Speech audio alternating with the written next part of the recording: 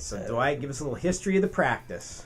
Okay, I moved to Las Vegas in 1965, and after I graduated from high school here, I went back east to college and spent a couple of years in the military.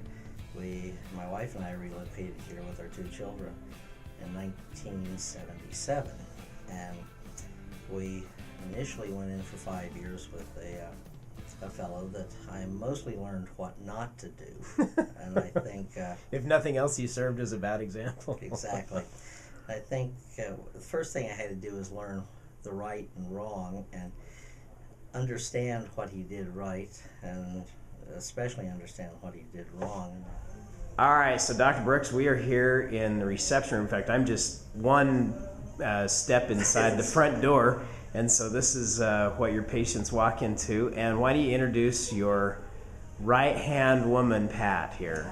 Pat is our patient care coordinator. Excellent. And she presents treatment plans and basically just tries to think of nice things to do for people. And I have a habit of giving everybody in here nicknames and frequently making business cards for them. And Pat is our fabricator of financial fantasies. Really, and that's what your card says, Pat? Fabricator of financial fantasies.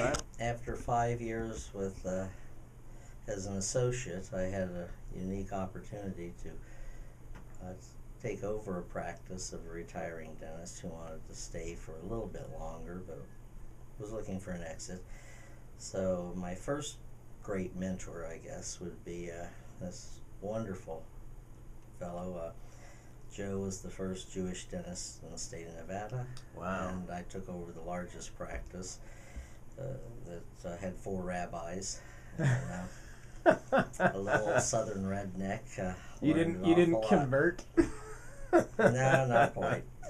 But Joe was the Jewish father I never had. Smiles for Life little notice on the desk as well, and all kinds of good yeah, this is where a lot of our for Crown life. Council That's stuff cool. is. Behind you is our plaque, There we go. where we're anticipating. Qualified. We weren't there this year, but I'm hoping you're still going to send us our number 4. You bet. Absolutely. And we're very excited to be looking forward to next number 5, January. right here in That's Las Vegas. it. When we realized that the demographics in our area was significantly changing, that coupled with the fact that we weren't going to be offered a new lease, somebody else came in from the government and wanted our space because it was really a nice one, and they made, as the landlord said, an offer that he couldn't refuse. So we were once again set adrift, so we set up the process of finding the office we're in now. We looked at our computer and asked for some help. We had been computerized in 1984, and we went paperless in 91. This was all occurring in about the same time that these things were starting to happen, but we hadn't gotten there. But we had all of our basic demographics in the computer systems at that point, and we asked the computer basically where were our patients coming from, and it told us that most of them were out in this area.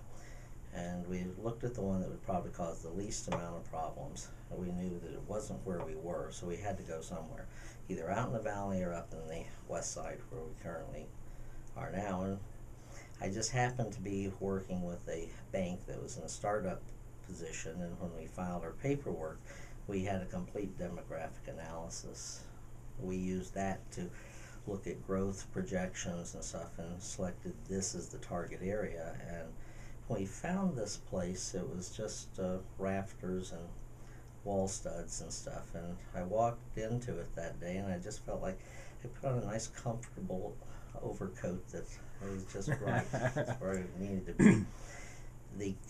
The group that found it consisted of Sheila, Kathy, and myself, and that we'd go out in twos and look at different places, and we checked about 30 different locations and got to the point that this one we originally thought the paperwork wasn't going to go, and then the landlord had a second thought, and we got back to where we were able to set up the lease.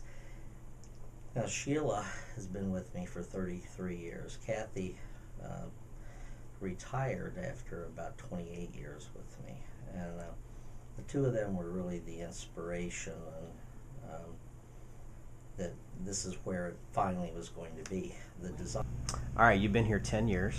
Hmm? There's nobody else around, so you can tell the truth. No. And you've got some great tenure on your team. Yes, we do. Sheila's been here a long time. Yes, we will You've been never here 10 let her years. retire. So what is it that makes this a great place to work?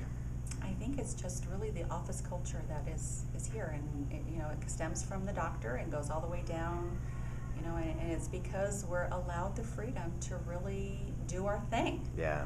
He has that trust in us, and we've even experienced a season where he was out for months, as well as the other two associates with medical issues, and The show went on. It absolutely went on. That's we great. never closed a day. We never missed a payroll. We just functioned just like You always he always do. hoped we would. That's great. Well, that's a great testament to all of you running the office. It is. It's a really great environment, and we just come every day and try to do our best to provide great care and have a great time. That's great. What do your patients say about you in your absence? Your team. What would you imagine that they say about you? Well, hopefully they say really good things. We have many patient families that are third generation, Really? and we love that. Yeah. We love that. And most of our patients we do know on a first name basis. They know us on a first name basis, and we've really tried to become a family and treat them as such. That's great. So occasionally we will have patient appreciation days. We'll celebrate. We did have Kathy retire after 26, 27 some odd years, Wow. about 3 years ago. She was an assistant, she was an office manager, she finished up as a receptionist and a concierge type position, and invited all of them to come celebrate her. Oh, that's cool. When Dr. Brooks celebrated his 30th year here in practice, and Sheila with him 30 years, the patients came out and we had a great reception and time. So, I feel pretty confident that it would be good things. Oh yeah. I think offices have auras about them in the sense that you can walk in and feel if it's a happy place. I tell people that when one of my associates, Dr. Banaki, he's been here for about 14, 15 years now, when John walks in the office, the decibel level of the background noise It just goes goes way up. up, I guess. And I mean, he walks through the door and it changes. It's just like it automatics. It's kind of like the entire office takes a big deep breath, and you just know that John's He's right. here. But That's great. we tried to set up this general feeling and aura that people would come in and feel like this was a place they could call home. And if you look at our offices, our operatories, each one is unique and different. The ESPN room. Yeah, Dr. Brooks' son worked for ESPN. Ah, and that's why. Did baseball for quite a number of years, so we have a huge array of baseball collection that we rotate through every once in a while, and Very a lot cool. of signed photographs from all different Boxing sports as well. gloves and the whole deal. Pat, give us an idea of what your team meetings are like. How often do you guys meet?